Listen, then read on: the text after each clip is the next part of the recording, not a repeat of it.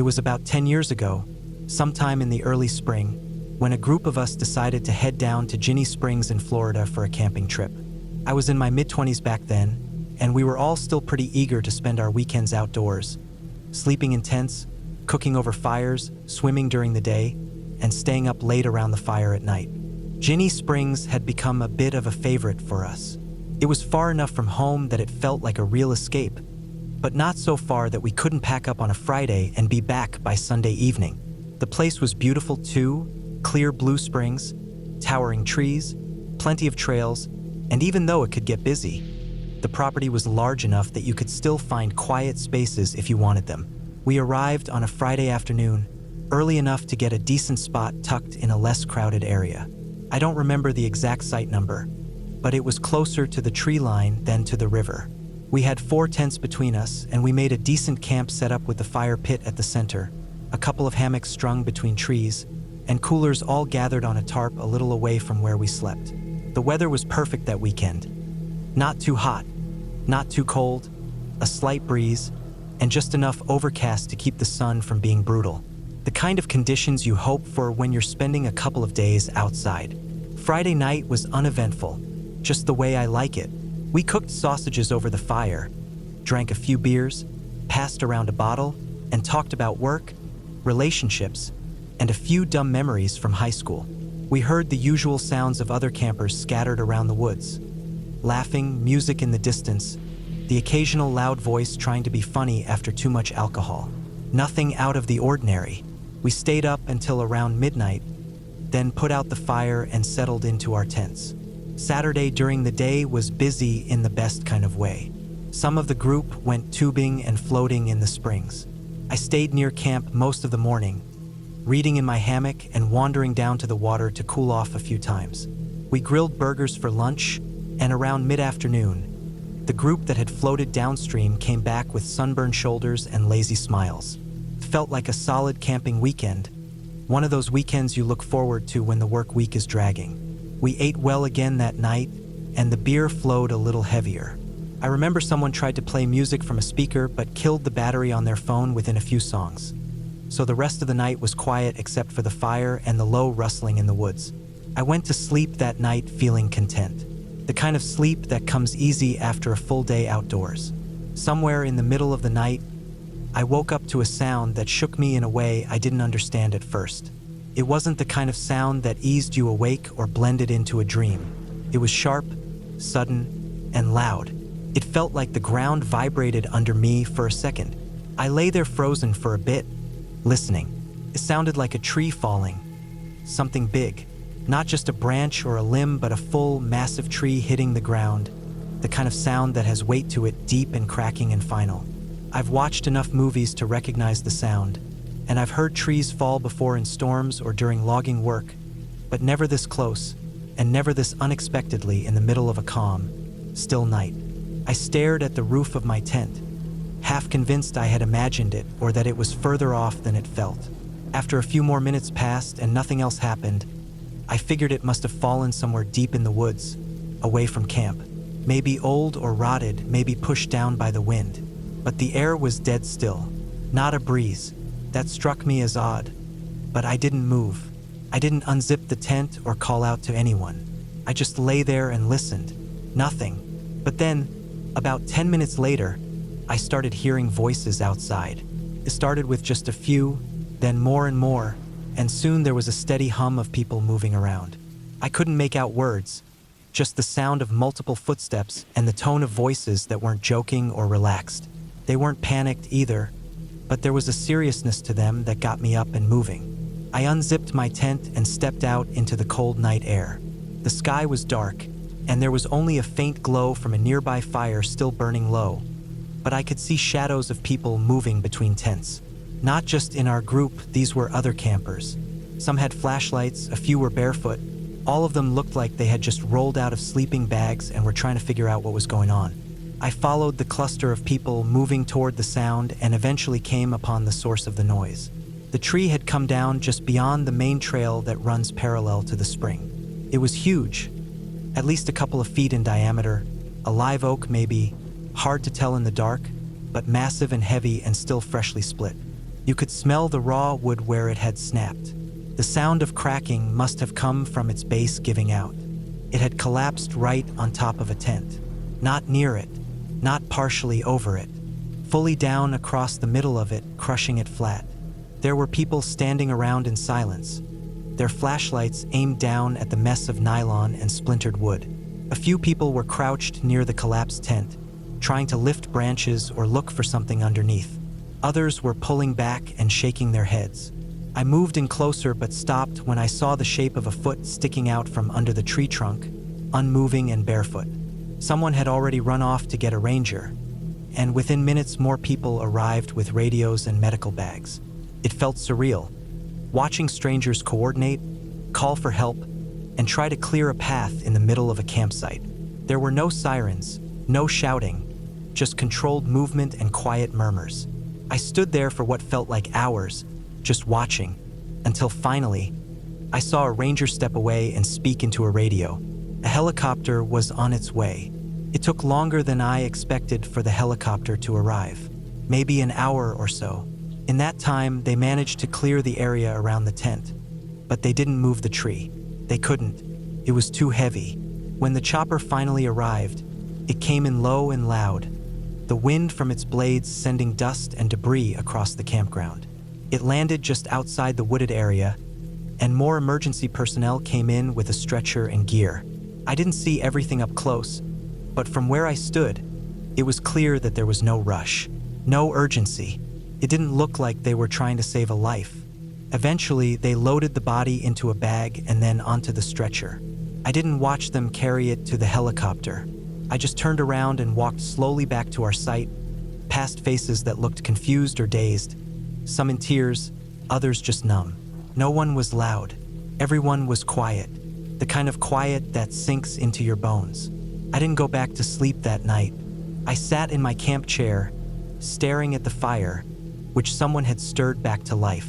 A couple of my friends were awake too, sitting silently nearby, drinking water or holding cold beers they weren't sipping from.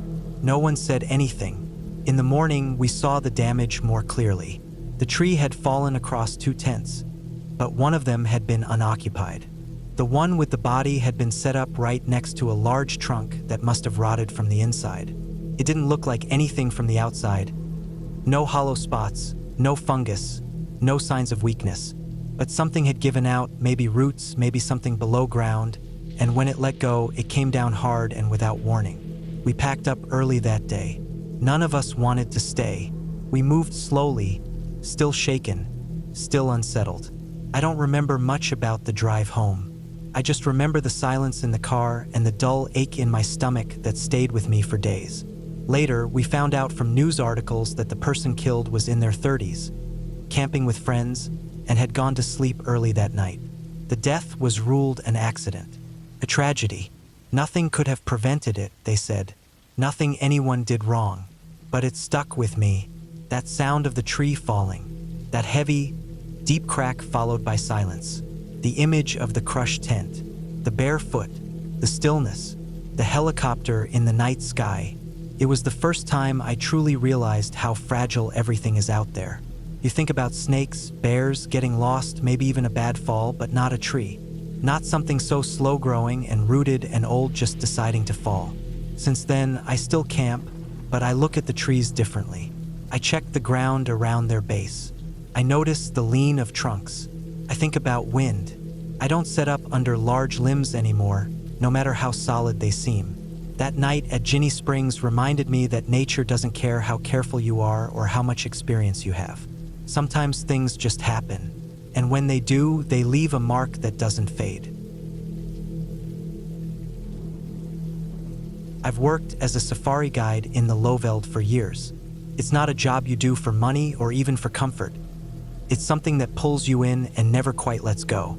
You learn to live with the heat, the dust, the sudden storms, the unpredictable terrain. But above all, you learn to live with the animals. You learn how to read them, how to respect their space, how to avoid becoming a story someone else tells around a fire. But I've never told this story to anyone in full. Until now. It happened in winter, which in the Lowveld means dry season. The days are warm and golden, but the nights drop off fast. You'd be sitting by the fire in a t-shirt 1 minute, and the next you'd be wrapping yourself in layers. That night had been particularly cold, the kind that seeps into your sleeping bag no matter how thick it is, the kind that makes you rethink every decision that led you to sleeping in a canvas tent in the middle of nowhere.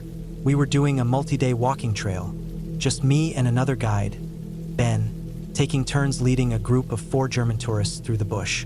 We moved camp every night, carrying lightweight gear and setting up basic dome tents before dark. It was minimal, just canvas between us and the bush, no fences, no vehicles, no noise apart from the calls of hyenas and jackals and owls as the darkness set in. That particular night, we'd pitched our tents near the banks of a dry riverbed. There were animal tracks in the sand, as usual, mostly impala and warthog, some hyena prints, a couple of older elephant paths. Nothing that gave me pause. We set the fire upwind of camp, kept it going until late, then crawled into our tents just after 10 p.m. The wind had picked up. It rustled the dry mopane leaves and made the tent fabric flap a little, but not enough to keep me awake. I zipped myself into the sleeping bag, covered my head, and curled up tightly. I remember trying to warm my hands by pressing them under my thighs, the way you do when the cold creeps into your bones. My boots were near the flap, and I'd stashed my rifle just inside the zipper, barrel wrapped in cloth to keep the dew off. The next thing I remember was the weight. At first, it was just a vague sense of warmth, something soft, almost heavy, pressing into the canvas behind my back. I was half asleep, and for a second I thought maybe it was a bag, or Ben playing a joke on me. But then I felt the shift in pressure. Whatever was behind me was breathing, slowly, deeply. Its warmth wasn't coming from gear or blankets, it was body heat. I lay still, trying to blink away sleep. The cold was still there around my legs and face, but my back, pressed to the fabric of the tent wall, was warm. Really warm. Too warm. My first thought was that one of the dogs had wandered into camp and curled up against the tent. We didn't travel with dogs, but locals sometimes did. Maybe a stray? But no, this wasn't dog-sized. This was big. I held my breath. I shifted my shoulder the tiniest bit. The pressure changed subtly. There was no mistaking it now. There was something alive and large lying directly behind me, against the outside of my tent. I froze. My mind started flipping through possibilities: hyena, wild dog, maybe even a leopard. But none of those animals would have done this. None of them would come so silently, settle so close, and fall asleep beside a human scent without showing some sign of stress or aggression. And then Ben's voice came from the tent about 3 meters away. He didn't shout. He didn't even speak loudly. Just a low, shaking whisper that cut through the dark. "The Africa bug? Are you awake?" He used my camp name. He sounded like he already knew the answer but needed to hear it. Needed confirmation he wasn't alone in this strange moment. Without thinking, I answered clearly, "Yeah." The moment the word left my mouth, I felt the weight shift again. The breathing changed. Then I heard it, low, guttural, but unmistakable. A huff, not an aggressive one, not warning or anger, just acknowledgement. The thing beside me stood up, slowly, heavily. I felt the fabric of the tent wall lift slightly as the weight left it. There was no growl, no snarl, no scratching or tearing. Just the sound of something big standing, then the faint scuff of paws moving across dry leaves and soil. I didn't move. I didn't breathe. I waited a full minute before I even turned over onto my back. My chest felt tight. My throat was dry. I reached for my flashlight but didn't switch it on. I didn't want to see anything yet. Not while I was still processing what had just happened. Ben didn't speak again. Neither of us did until morning. When dawn broke, the air was icy. I hadn't slept after that. I lay still until the sun painted the inside of the tent with that dull, golden glow you only get out here. Then I unzipped the flap slowly and stepped out. The fire had long died. My boots were cold and stiff.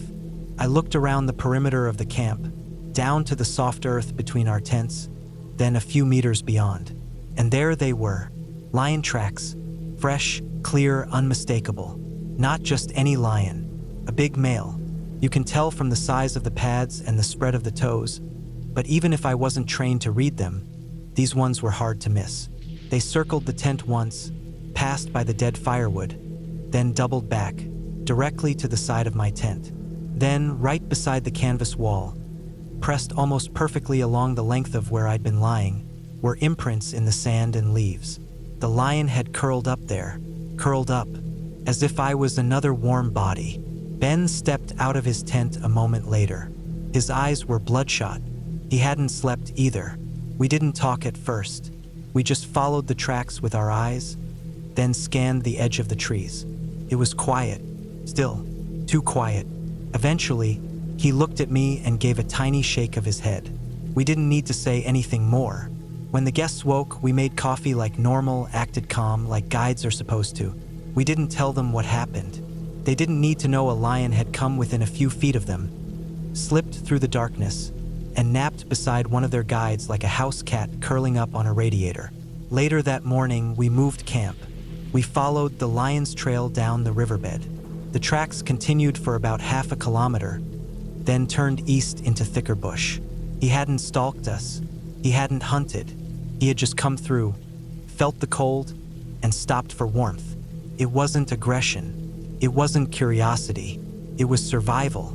The same instinct that led me to zip myself tight into a sleeping bag had led that lion to find the warmest thing around. And somehow, without either of us planning it, we'd shared a night. Looking back, I still can't explain why he didn't lash out when I moved, why he didn't swat the tent down or roar or press harder into the canvas. He'd had every advantage. I was asleep, weapon out of reach. A sheet of canvas was the only thing separating me from being just another story of a guide who got too close. But he didn't hurt me. Maybe he had eaten the day before. Maybe the cold was more powerful than hunger. Maybe I was just lucky. Whatever it was, I think about it every time I feel that sudden, deep cold in the middle of the night. That reminder that no matter how long I live out here, no matter how many hours I spend reading tracks or listening to alarm calls, I will never fully understand this place. And I will never forget the warmth of a lion's body pressed quietly against mine, with only a canvas sheet and a few inches of air between us. That night reminded me of the most important lesson in the bush. This place doesn't care who you are. It isn't evil and it isn't kind. It just is. You follow the rules. You stay alert. You respect the animals. But sometimes, even when you do everything right, something comes along in the dark and lies down beside you. And if you're lucky, it walks away, just like he did, and you get to wake up, alive. I don't really camp much anymore. There was a time I used to go often, every few weekends during the warmer months, even into fall if the weather held out. I wasn't trying to prove anything. I just liked being outside. I liked waking up in a tent, cooking over a fire, packing light, and walking long distances. It got me away from work, away from my phone, and away from people. I'm not antisocial or anything. I just liked silence more than most. At least I used to. The last real camping trip I ever went on wasn't planned more than a day ahead. It was late May, just warm enough to sleep out comfortably, and I had a few days off. I'd been dealing with stress at work and figured I'd take a solo trip to a spot I hadn't been to in years. An old logging trail about 3 hours out from where I lived, tucked up along a forgotten dirt road that eventually ended in a kind of natural basin near a slow, rocky creek. There was nothing developed there, no campgrounds, no marked trails, nothing. That's why I liked it. I knew the area well enough to navigate it without getting lost, and there was a small clearing near the water that made for a good camp. I packed light, small tent, sleeping bag, headlamp, water, dry food, knife, fire starter, and a change of clothes. The usual. I left around noon, got out to the turnoff by mid-afternoon, then took the truck down a winding, rutted road that looked like it hadn't been used in months. Branches scratched the sides, and I took it slow. I had to stop twice to move fallen limbs. I didn't see any other tire tracks in the mud. By the time I parked near the basin, it was late afternoon. I grabbed my pack, locked the truck, and started hiking the short distance toward the clearing. The air was cool and damp. The woods were thick but not oppressive. Birds called overhead. No one else was out there. I didn't see any litter, no footprints, nothing to make me think the spot had been used in years. The clearing still had the old fire pit ringed with stones I remembered from last time. I set up camp quickly. The ground was level and soft with pine needles. I staked the tent, laid out the bag, and made a small fire to boil water for my dehydrated meal. After I ate, I walked down to the creek, filled my bottle, filtered some more water, and watched the light fade behind the trees. Mosquitoes came out and I put on my bug net and long sleeves. The fire kept them back a bit, but I still felt them land now and then. That first night was uneventful. I slept light, like I always do outside, but nothing stirred me. No strange sounds, no animals rooting around, just crickets and the occasional splash of water down the hill. When I woke up around 6, it was cold and foggy. I made coffee, warmed up some food, and sat for a while staring at the trees. It was quiet. I liked that. Later in the morning, I hiked a loop I'd done years ago, about 5 miles of old game trails and natural ridgelines that curved back down toward the creek. I moved slow, took breaks, looked for signs of wildlife. I found tracks, deer mostly, and one set that might have been black bear, though not fresh. I kept my bear spray on my belt just in case. I got back around noon, made lunch, and laid in the sun for a while. I remember thinking how peaceful it all felt, how glad I was that I'd made the drive. I wasn't worried about anything. That changed around sunset. I was finishing dinner, something simple, beans and rice, when I heard something across the creek. It sounded like a branch breaking, not a small snap, something thick like wet wood being stepped on. I looked up fast and just sat still. First, I thought it was a deer. Then I didn't know. I couldn't see anything. The sound came again, another branch, then the crunch of leaves. It didn't feel right. It was too heavy, too slow. I stood up and walked down toward the edge of the creek, trying to listen without moving too much. The water wasn't deep, just wide and shallow and noisy. But across it, in the trees, I thought I saw something move. A shape, not an animal. Taller. Upright. I froze, stared hard. It didn't move again. Maybe it was a tree. Maybe my eyes were playing tricks on me. It was almost dark, and the last light filtered through the branches in strange ways. But my gut didn't like it. I stayed still another minute, then backed up toward the fire. I threw on more wood, sat down, and tried to shake the feeling. Could have been a person, I thought. A hunter, maybe. Someone passing through. But what were the odds of that in a place like this? By nightfall, I was still uneasy. I sat up longer than usual, stoking the fire higher than I needed to, watching the woods. I heard one more sound that night, a softer step, almost like something dragging across the forest floor. But I didn't see anything. I kept the fire going as long as I could, then finally crawled into the tent and zipped it shut. I didn't sleep well. At some point after midnight, I woke up sweating. I'd had a dream, something I couldn't remember, but I was alert all of a sudden. Eyes wide, I listened. The woods were still. Then I heard it again. A step, then another. Very slow, not loud, but deliberate. It was outside the tent. I held my breath. My heart was pounding. It wasn't the sound of an animal sniffing or walking on 4 legs. It was too even, too slow. One step, then a pause, then another. I sat completely still. I didn't make a sound. I didn't turn on my headlamp. I just sat there, staring at the nylon wall in the direction of the steps. They stopped. Silence. I stayed frozen, not even blinking. After maybe 10 minutes, I slowly reached for the knife I kept in my boot. I didn't move the zipper. I didn't breathe heavy. I just waited. Eventually, I must have drifted off again, because I opened my eyes to faint light. Dawn. The fire was long dead. The woods were quiet again. When I stepped out of the tent, everything looked untouched. Nothing was moved. No footprints. No damage. But something had been there. I felt it. I walked the perimeter of the clearing, then down to the creek. I looked across. That spot where I'd seen the shape, there were marks in the mud. Not prints exactly, but places where the moss had been scraped off. Something had stepped there, and not long ago. I didn't know what to do. I didn't want to leave. I'd planned on another night, but something told me not to stay.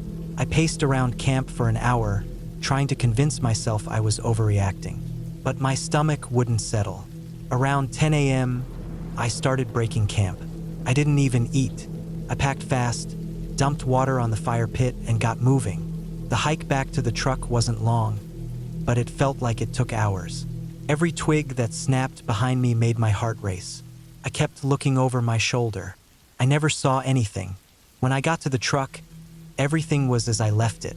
I tossed my gear in the bed, got in, and locked the doors. I didn't feel safe until I hit pavement. I should have just left it at that. I should have let it go. But something gnawed at me. Something about the way it had moved, the silence, the feeling that I wasn't supposed to be there. A few days later, I looked up some local news. Nothing major.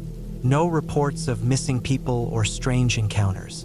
But I did find one article buried deep in an old community forum from 2 years earlier. A hunter had disappeared about a mile from where I'd camped. No foul play suspected, they'd said. No remains found. He'd gone alone like me, parked on the same road. I don't know what I saw. I don't know what followed me, but I haven't camped since, and I don't think I ever will. I started the trip like I usually do. Nothing fancy, just me, my pack, and a route I'd plotted out on my map a couple weeks back. The plan was to do 4 nights alone in the woods, completely off-grid. It wasn't my first time doing this kind of thing, and I liked being out there, where it was just trees, wind, and the crunch of my boots. I'd parked my truck at the edge of a trail system that wasn't on any of the newer maps. It was one of those older access points that had mostly faded from use, with no signage, no markers. Just a small patch of flattened grass where maybe 2 vehicles could squeeze in. I locked up, slung my pack, and started walking. The first day was smooth.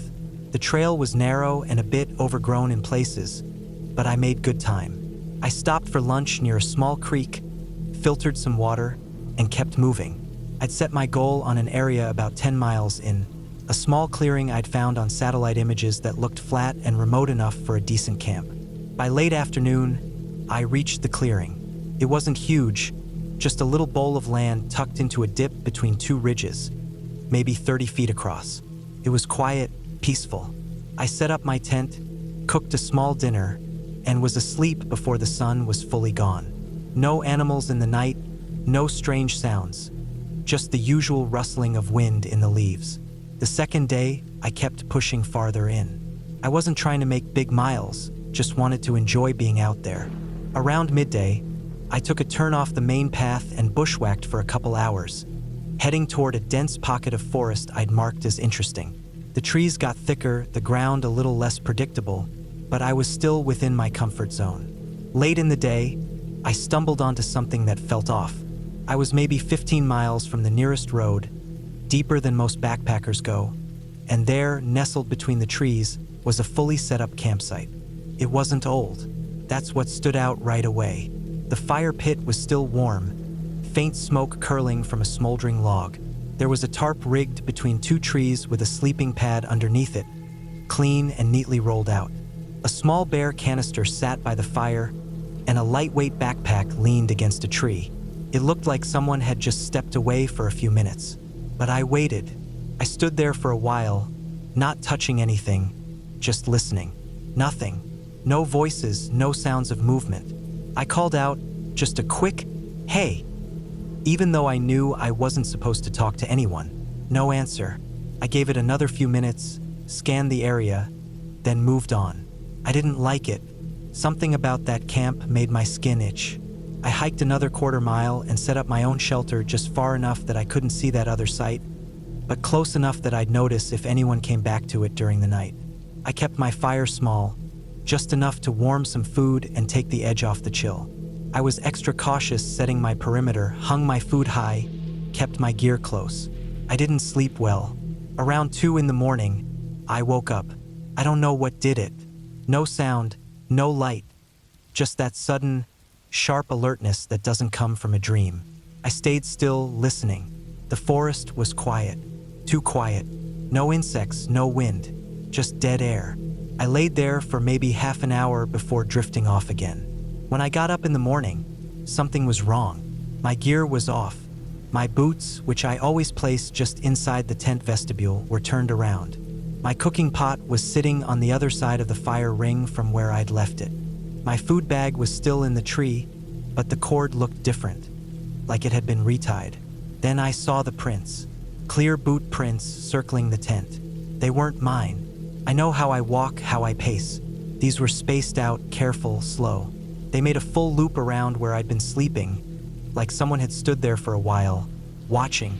I packed up fast. I didn't eat, didn't make coffee, just broke camp and headed back toward the other site. It was gone, completely gone. The fire pit was cold. The log I'd seen smoldering yesterday had been scattered. The tarp and pad gone. No pack, no canister. No gear. No sign that anyone had been there at all, aside from a few crushed leaves and a bit of ash in the dirt. That was when the weight hit me. Whoever had set that camp, whoever had walked around mine in the night, had taken everything with them. Cleaned up like they'd never existed. But they'd been there. I knew what I'd seen. I stood in the empty spot for a few minutes, just trying to make sense of it. There was nothing to make sense of. I decided right then to change course. I didn't want to backtrack past where I'd come from, not if someone was out here playing games. So I cut a new route, rough, steep, and slow going, but it would loop me back to the road from another direction. It added miles, but I didn't care. I hiked all day, stopping only to drink and scan the woods. Every snapping branch made my stomach knot. I kept checking over my shoulder, half expecting to see someone following me, just out of view. But nothing came. That night, I didn't make a fire. I picked a thicket off trail and set my tent behind some heavy brush. I ate cold food straight from the bag.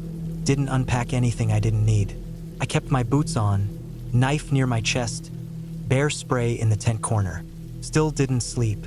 At some point in the night, I heard something. Footsteps. Not an animal. Just a slow, deliberate crunching on the dry leaves outside the brush. It moved past, maybe 10 or 15 feet from my tent, then stopped. I held my breath. Didn't move. After a minute, the steps started again, this time fading away. I waited a long time before unzipping the door just an inch and peering out. Nothing. Just black trees and silence. I was done.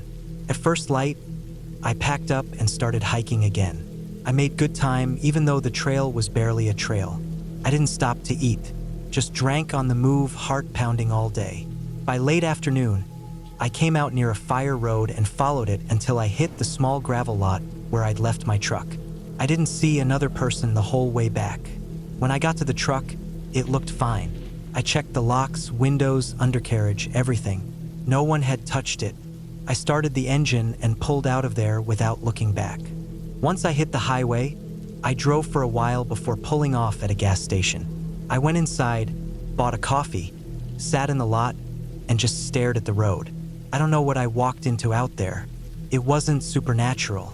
There were no ghosts, no creatures, nothing like that. Just people. Or one person. Someone who knew the forest better than I did. Someone who moved quietly, deliberately.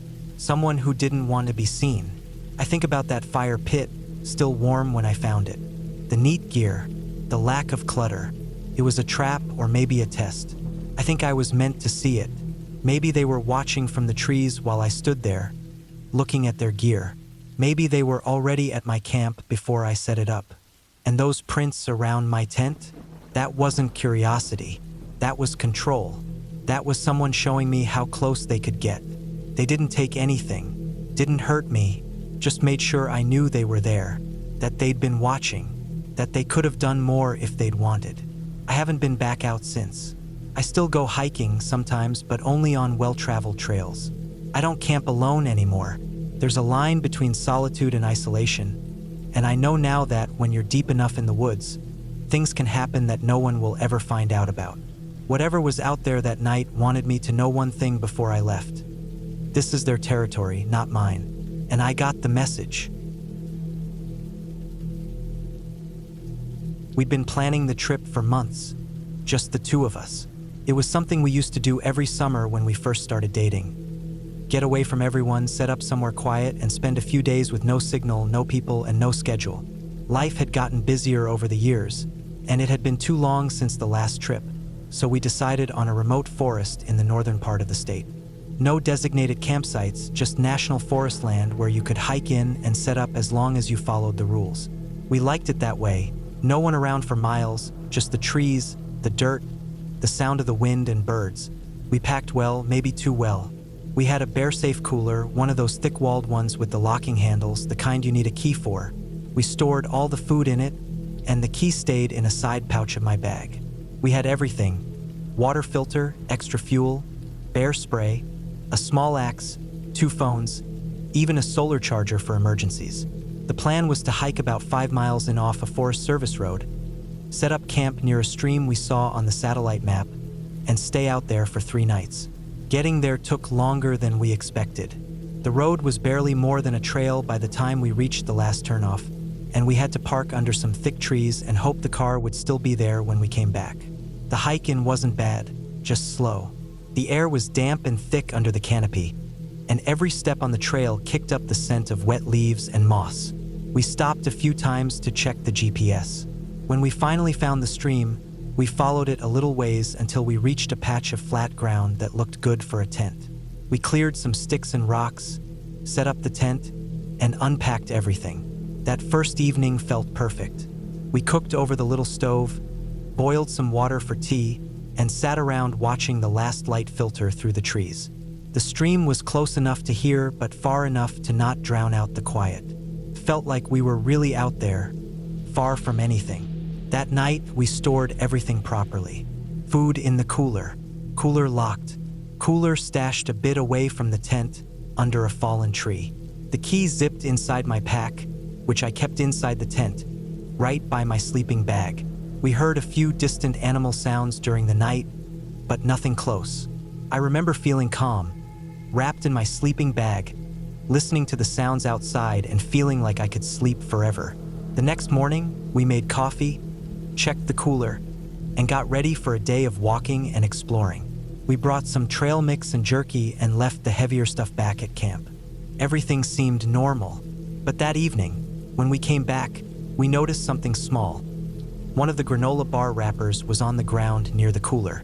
I thought maybe I dropped it, or maybe I hadn't sealed the cooler all the way, though I was pretty sure I had.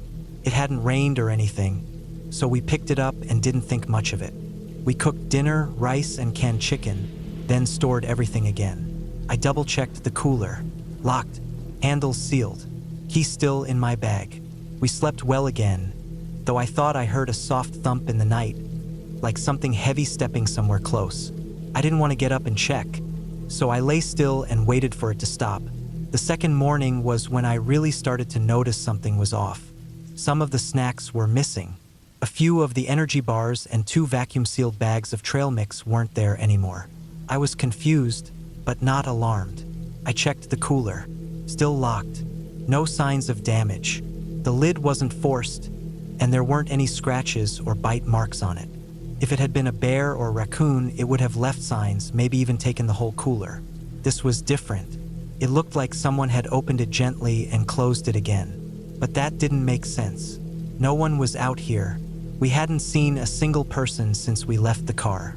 No voices, no sounds of footsteps, nothing. Still, I checked the bag again. The key was there, zipped in the same pocket. I showed it to my partner. She looked at me like she wanted to believe I was just being forgetful. But we both knew that wasn't what was going on. We spent that second day a little more on edge. Every time we heard a branch crack in the distance or the wind shift through the trees, we looked around like maybe something was watching. We didn't hike far. We just stayed close to camp, moved quieter than usual, and tried not to let the feeling get to us. But it was there, sitting at the back of my mind, that sense that we weren't alone. That night, we barely spoke. We ate quickly, packed up even tighter, and brought the cooler a little closer to the tent, though we didn't want to draw attention to it either. I kept the bag with the key next to me again, zipped tight. I even placed it under my leg when I slept, just to be sure. Still, I had that same feeling around midnight, like something was near. I didn't hear it clearly, but I felt it. A quiet presence. Not animal-like. Something more intentional. I held my breath and stayed frozen for a long time, then drifted off without meaning to. On the third morning, it was obvious. The rest of the trail mix was gone. 2 sealed packets of tuna were missing too. Nothing else was touched. No damage to the cooler, no marks on the ground. Just food missing cleanly and without mess. I felt sick when I opened the lid and saw the empty space. We had enough food left for the day, but not much more. It wasn't about the food anymore. It was the way it was being taken, the carefulness of it. The sense that whoever was doing this knew exactly how not to get caught. That was when I decided to set up my phone. We had enough charge, and I had a small tripod we used for photos. I placed it in the brush across from the cooler, facing toward it, with just a bit of camo from some fern leaves. I set it to record overnight on motion detection. It wouldn't run the whole night, but if anything moved in front of the camera, it would capture it. I checked the angle twice, made sure it had enough memory and battery, and left it running. We went to bed early, but I didn't sleep. I kept the key pouch clutched in my hands, inside my sleeping bag. I didn't hear anything that night, just the usual sounds, the wind, the stream, maybe a distant owl. But I kept thinking about what the camera would show. The 4th morning, we didn't even check the cooler right away. I went straight for the phone, opened it, and scrolled through the footage. Most of it was just darkness, with a few clips of wind-blown branches triggering the motion sensor. Then I saw it. The footage was grainy, since it was dark and the phone was using its night mode. But it was clear enough. Around 2:40 a.m., something moved into the frame. At first, it was just a shape, low to the ground, careful. But then it stood and I saw a person. Not an animal, not some trick of light. A man. He was wearing dark clothes, face mostly covered by a hood. He moved slowly, deliberately. He knelt by the cooler, pulled a key from his pocket, and unlocked it. No hesitation. He opened the lid, reached in, and took a few things. Then he closed it, relocked it, and walked off the way he came. I stared at the screen for a long time, trying to process what I'd just seen. My partner stood behind me, quiet, reading my face as I watched it again. The key he used, it looked just like ours. Identical.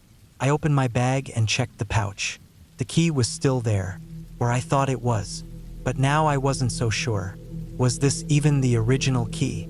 Could someone have taken it and returned it without us noticing? Or made a copy before we left?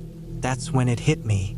Weeks before the trip, we had shared our packing list and photos with a few people in a group chat. One of them had asked about the cooler. I sent a picture, cooler, key, and all. I hadn't thought anything of it. But if someone really wanted to, they could have gotten a key made. There weren't many models of that cooler, and the key was simple, like a luggage key. Maybe we were followed.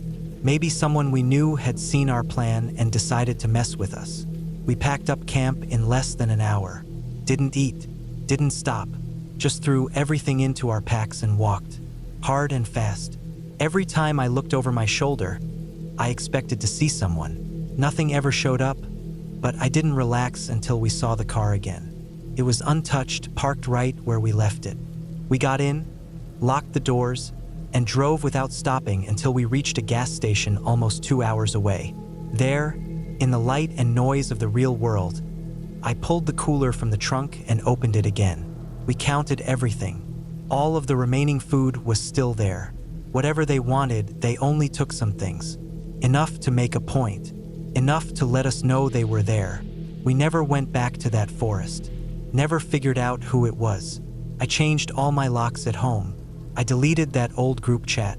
The cooler stayed locked in the garage for months before I finally threw it out. Sometimes I still wake up in the middle of the night thinking about the look of that man on the footage. Calm, practiced like he'd done it before. The worst part isn't that someone came into our camp. It's that they never tried to hurt us. They didn't need to. They just let us know they could. That's what stayed with me. That quiet kind of threat. The kind that says, you're never as alone as you think you are. We set out on our hike early, like we always do. I don't know what it is about getting up before dawn that makes it feel like we're getting away from the world. Maybe it's the stillness or the quiet or the fact that, for those first few hours, it's just us and the trail. No one else around. It was supposed to be a 4-day trek through the mountains, some of the most remote wilderness in the state. Our group, A mix of old friends and a couple of new faces had planned it for months. We'd done shorter hikes together, but this one was bigger, harder. It was a challenge, and we were ready for it. The first day was straightforward. The weather was perfect, crisp but not too cold, sunny, with a breeze that kept the heat down. We didn't get lost, the trail was clear, and our packs felt light. We were all in good spirits, cracking jokes, making plans for what we'd cook when we got to camp, and keeping an eye out for wildlife. A few deer, some birds, and a squirrel that kept its distance. Nothing unusual, nothing out of the ordinary. By the time we set up camp that evening, we were all tired but satisfied. We'd gained a good amount of elevation, and the view from where we were camped was incredible. The mountains stretched out in front of us, jagged peaks silhouetted against the darkening sky. We ate our dinner, gathered around the fire, and talked about nothing in particular. Just the kind of conversation you have when you've been hiking all day and you're exhausted but happy. The fire crackled, and the air started to cool as the sun set. We were all in our tents by around 9 p.m., settling in for a good night's sleep. The night was calm at first, the usual sounds of the wilderness. Crickets, the wind through the trees, the distant rush of a stream, filling the air. But then, just as I was about to fall asleep, I heard it, a scream. It was far off at first, a high, shrill sound that sent a chill through me even though I knew it wasn't close. My heart skipped a beat. I listened, trying to figure out if it was part of the wilderness, an animal or the wind playing tricks. But then the scream came again, louder this time. It was almost human, but something about it was wrong, jagged, distorted. It echoed off the cliffs around us, cutting through the quiet of the night. I sat up in my tent, heart racing, straining to hear if it would come again. I heard a few soft rustlings from the other tents, a couple of mumbled words, but no one was getting up. The scream faded after a minute, leaving an eerie silence in its wake. I didn't get much sleep that night. I kept hearing it, faint, far off, but unmistakable. The scream came at intervals every 20 minutes or so, and each time it did, I found myself stiffening, wondering what it was. I knew it wasn't an animal, but I couldn't figure out what kind of person or creature would make that kind of noise in the middle of nowhere. Morning came and I was exhausted. We packed up camp and started hiking again, but the scream from the night before lingered in my thoughts. None of us mentioned it out loud, but I could tell we were all thinking about it. Our group was a mix of tough hikers and casual adventurers, and we all had our own reasons for being out here. But this was different. We were out in the wild, surrounded by nothing but trees and rocks, and that scream didn't feel like something I could just brush off. The second night, it happened again. The scream came just like the night before, high-pitched and haunting, floating down from the ridge above us. This time, I wasn't the only one awake. I could hear people shifting in their tents, murmuring to each other, clearly disturbed by the sound. I didn't sleep well that night either. The scream was closer this time, and the wind carried it further, making it feel like it was all around us. It was as if something or someone was watching us from the dark. We didn't know what to make of it.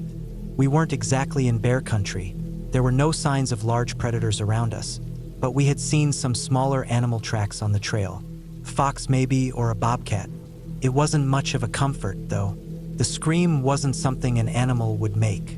It was too human. The sound was filled with something that felt off, desperate even, like someone in real pain. The third day was rougher. We had to climb some steep ridges, and the trail was more difficult than I had expected. We were all tired by the time we reached camp, and none of us were eager to talk about what had happened the night before. The scream hadn't come again during the day, but we all knew it would return once the sun went down. And sure enough, just as darkness fell, we heard it again. The same scream, high-pitched and full of terror. The kind of scream you only hear in nightmares. At that point, we couldn't ignore it anymore. We needed to find out what was going on. A few of us discussed it briefly, and we agreed that tomorrow we would climb the ridge where the scream seemed to be coming from. We had to know. Was someone up there hurt and calling out for help? Was it an animal or something else entirely? That night, the scream came again, and this time it didn't fade as quickly as it had before. It dragged on, echoing across the mountainside. I couldn't take it anymore. I had to get out of my tent and see if I could hear anything more clearly. I slipped out of the tent, quietly so I wouldn't wake anyone else, and I stood in the cool night air, straining to hear. The scream was still there, but now it seemed closer, more intense. My mind raced as I tried to figure out if it was just the wind or something else. It was too specific to be an animal. There was something deliberate about it. When I returned to my tent, I couldn't sleep. I just lay there, eyes wide open, listening to the night and hoping the scream wouldn't come again. Morning arrived, and we set off to climb the ridge. The hike was steep and difficult, and it took us most of the morning to reach the top. When we got there, we stopped to catch our breath and take in the view. The landscape stretched out below us, trees and rocks and mountains as far as the eye could see. But there was something else.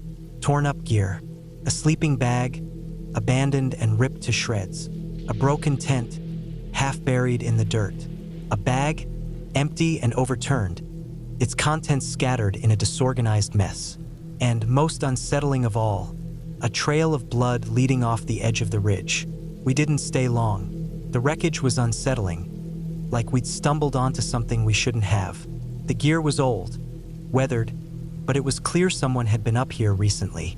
The sleeping bag was still warm to the touch, like whoever had been here had just left. But there was no sign of them, no tracks, nothing. We had no idea what had happened, but we knew we didn't want to stick around to find out. We headed back to camp, uneasy. None of us spoke much on the way down, and when we reached the campsite, we did the usual. Set up our tents, got our gear in order, and prepared for the night. But none of us felt safe. Not after what we'd seen. That night, something was different. The scream didn't come. Instead, there was silence for hours. The kind of silence that feels unnatural, like the world is holding its breath. But then, around 2 a.m., I woke up to the sound of footsteps. Slow, deliberate steps moving around the outside of our tents. I froze, listening. The sound was soft, almost cautious, but it was there, unmistakable. Someone was walking in the dark, circling us. I stayed still, my heart pounding in my chest. I tried to convince myself it was just an animal, but it didn't feel like that. The footsteps were too careful, too purposeful. I waited, hoping the sound would stop, but it didn't. It kept going round and round, like someone was checking on each of us.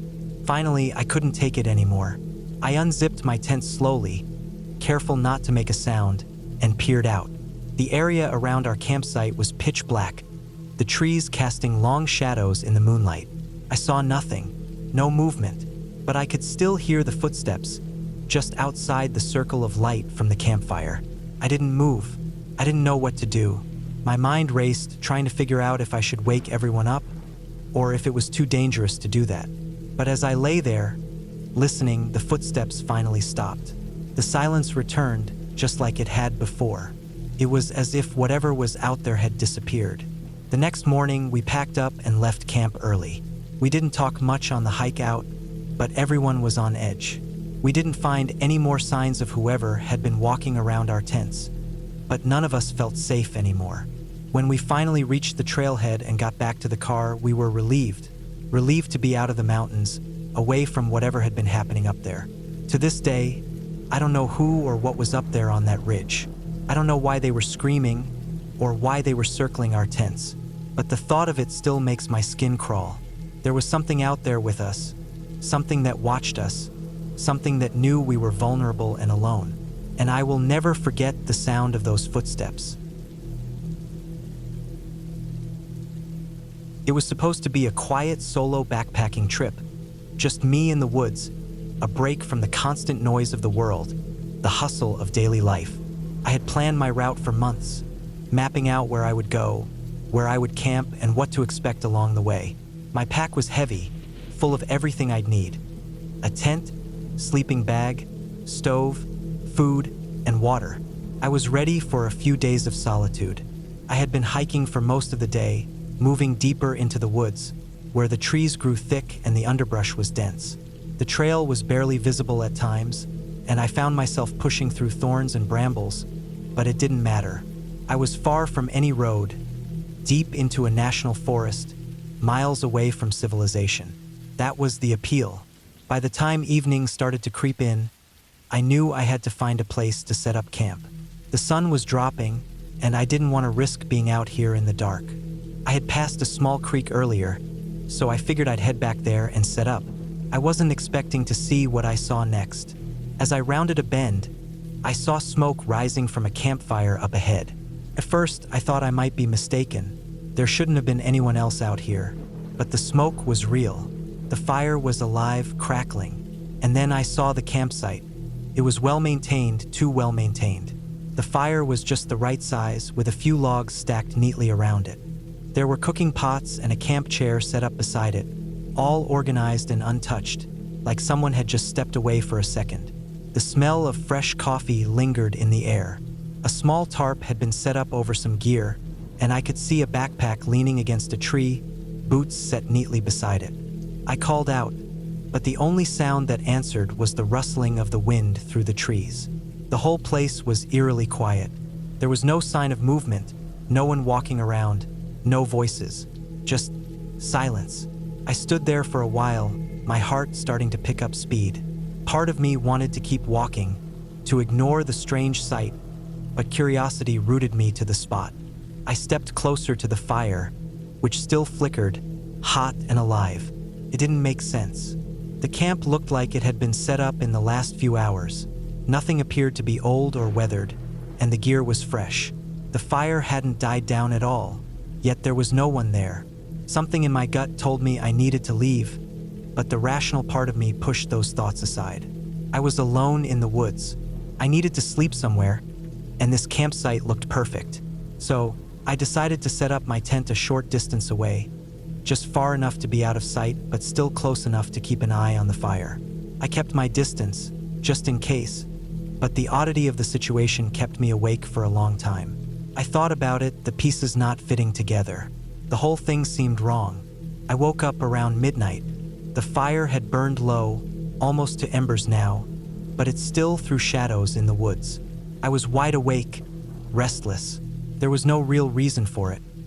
Maybe it was just the strangeness of the empty campsite, but I couldn't shake the feeling of being watched. I convinced myself it was nothing, just the usual paranoia of being alone in the woods. I turned over in my sleeping bag, trying to find comfort, and drifted back to sleep. When I woke up in the morning, everything had changed. It wasn't the immediate surroundings that stood out. The forest, the trees, and the path I had walked the day before were still the same. It was my gear that was different. My tent was where I had left it, but my pack, my sleeping bag, my stove, everything was rearranged. It wasn't just out of place. It was organized in a way that didn't make sense. My water bottles were sitting neatly beside my tent. My boots were lined up on the edge of the tarp, and my sleeping bag had been unrolled and placed near the fire pit. The fire from the night before was completely out now, but the strange part wasn't the fire, it was the boot prints. Around my tent, there were deep impressions in the dirt, large, heavy boot prints that circled it. They were fresh, as if someone had been pacing around me while I slept. I froze, my stomach sinking. I hadn't heard anything during the night. I had been awake at least once, but there had been no sound, no sign of anyone. I stood there for a long time, staring at the prints, trying to make sense of it. The thought crossed my mind that maybe someone had been nearby, and that was why they had left in such a hurry. But there were no signs of a struggle, no reason why anyone would need to leave without a trace. The camp was gone. Not even the smallest scrap of evidence remained. I decided to get moving, pack up quickly, and head out. The unsettling feeling in my chest had grown into a full-blown panic. I wanted to leave. I didn't care anymore about the campsite or what had happened. I just needed to get out of there. I double-checked everything, making sure I wasn't missing anything. I couldn't find anything, and when I packed up my tent, I realized the stakes hadn't even been removed.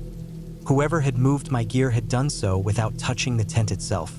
It was as if they'd known exactly what they were doing.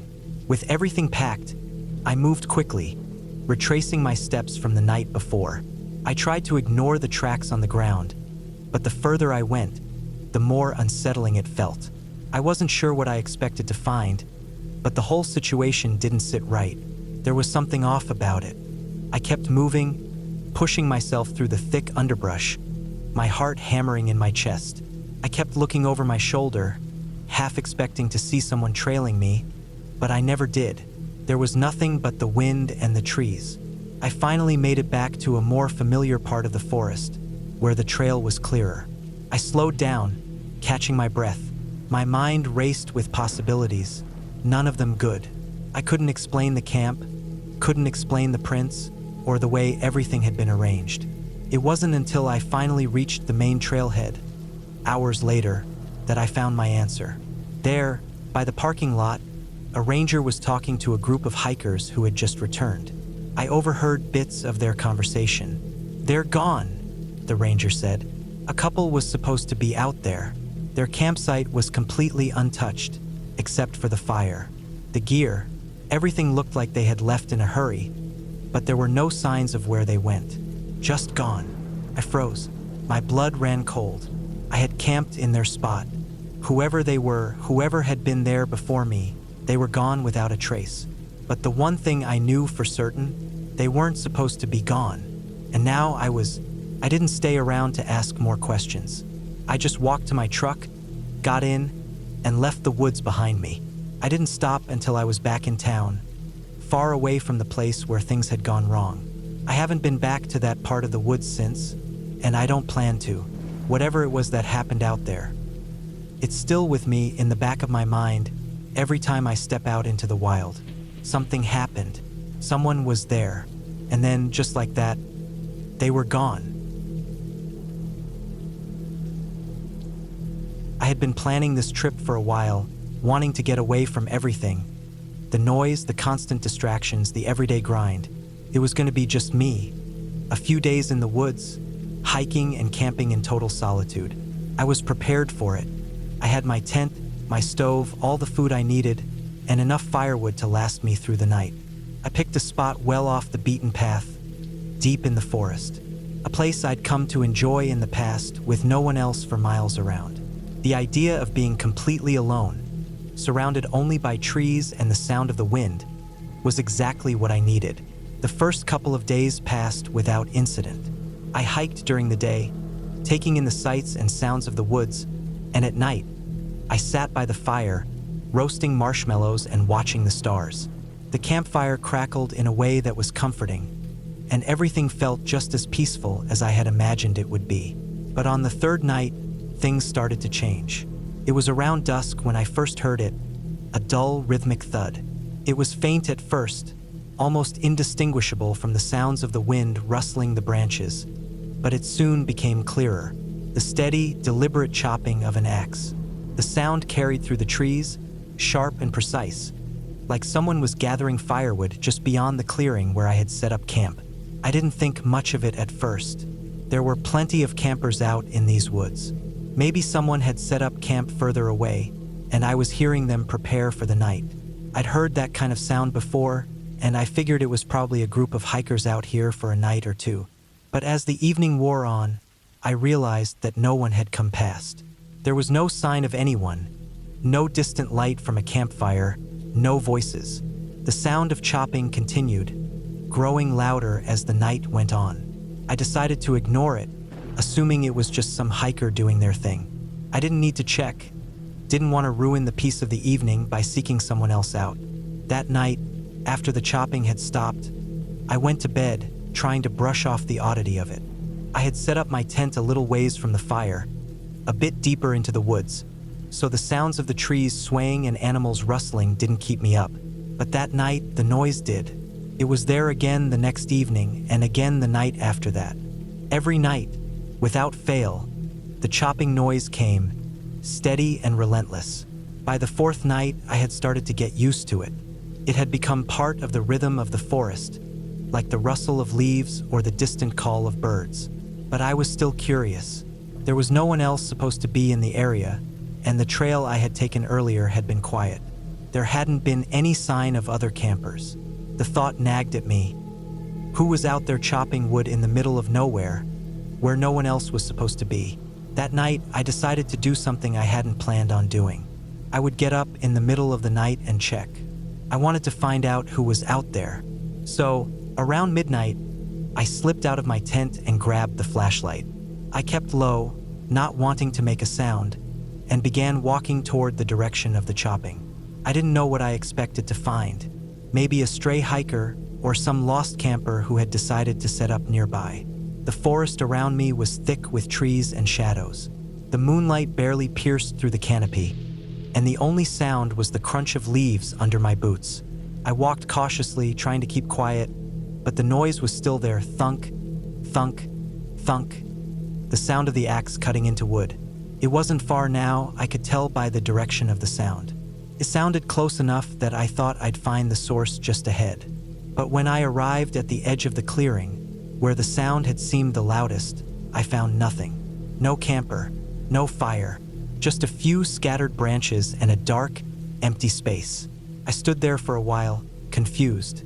The chopping had stopped, and there was no one to be seen. The woods were silent again. Felt strange, like the forest was holding its breath. I shrugged it off and turned to head back to my camp. It was late, and I wasn't about to go wandering through the woods all night. I thought I might have been mistaken, that perhaps I had imagined it. Maybe it was just a part of the wood's natural sounds that my mind had latched onto, like a twig breaking or an animal gnawing at something. It didn't make sense, but I wanted it to be nothing. The next morning, I woke up early, as I always did, to the sound of birds and the crackling of my fire. I was groggy, still not quite shaken from the unsettling experience the night before. But what struck me when I went to stoke the fire was the pile of fresh-cut wood beside the fire pit. I froze. There were several logs stacked neatly near the edge of the fire ring. They looked recently chopped, the bark still fresh and the wood clean of rot. I hadn't cut them. No one had been around. I hadn't asked anyone to help gather firewood, and there had been no sign of any other campers. I walked over to the pile of wood, my heart pounding in my chest. I knelt down and ran my hand over the logs. They felt cool to the touch, freshly cut, but the sight of them left me feeling uneasy. I looked around, scanning the area as if expecting someone to jump out from behind a tree. There was no one. The forest was silent again, and the woods stretched on, quiet and still. I didn't know what to think. I stood there for what felt like an eternity, trying to make sense of what I was seeing. Who had left the wood? Why had they done it? And most of all, why hadn't I heard anyone? The sound of chopping had stopped completely that night. There was no way the person could have been nearby, and I couldn't shake the feeling that I had just missed something important. I stayed in the area for the next few days, still hearing the faint, distant sound of chopping every night. But I never went looking again. Part of me was scared. Scared of what I might find, or worse, what I might not find. I had already made the mistake of getting close. I wasn't going to risk it again. The trip ended without any more strange encounters. I packed up my gear and left, the image of that pile of wood lingering in my mind as I walked back to the car. But I never really understood what happened, and it's something I haven't been able to shake. The woods were silent again as I left, and I never heard the chopping again. Sometimes, when I think back on it, I wonder if it was some kind of strange coincidence, or maybe someone else out there who had been watching me, helping me out in their own way. But I'll never know for sure. I never asked, and I don't think I ever will.